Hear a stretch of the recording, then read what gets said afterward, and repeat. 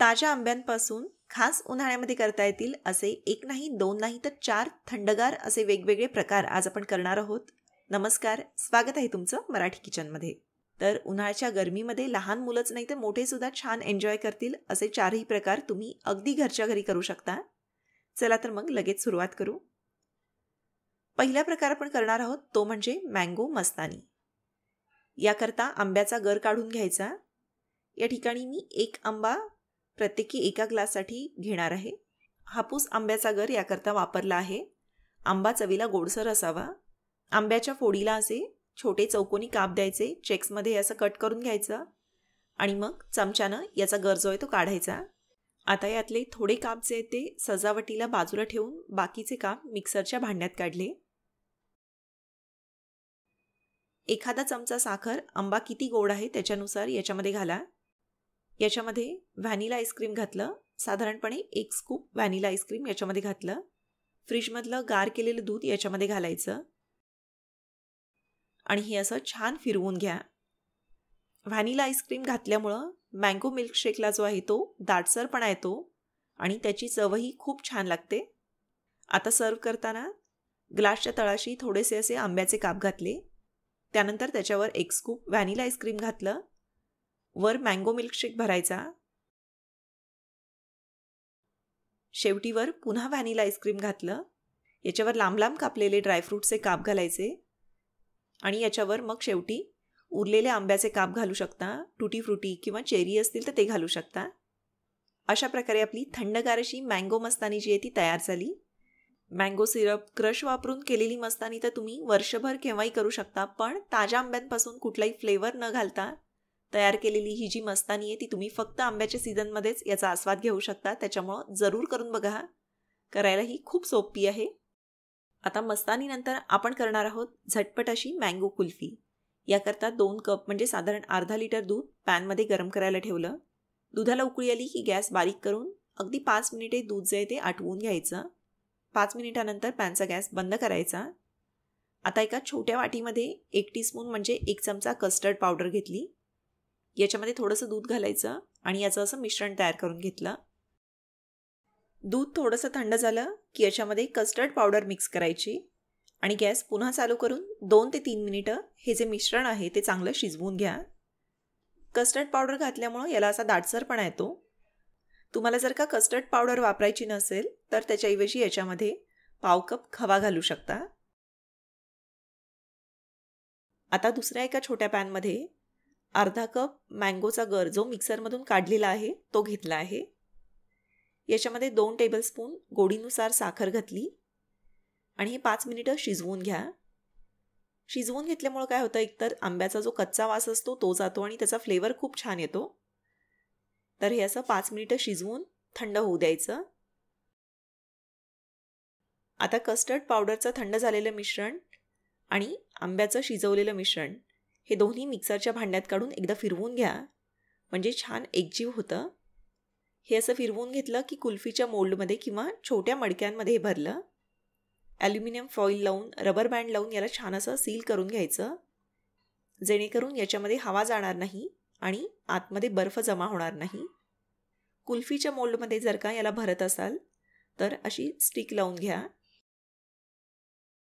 आता फ्रीझरमध्ये 7 ते 8 तास चांगलं थंडगार होऊ द्यायचं. 7-8 तासानंतर याची कुल्फी जी आहे ती सेट होते.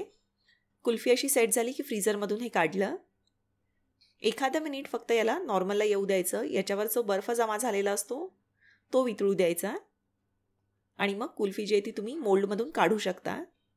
मडक्यांमध्ये जी कुल्फी सेट केली आहे ती तुम्ही चमच्यानं खाऊ शकता.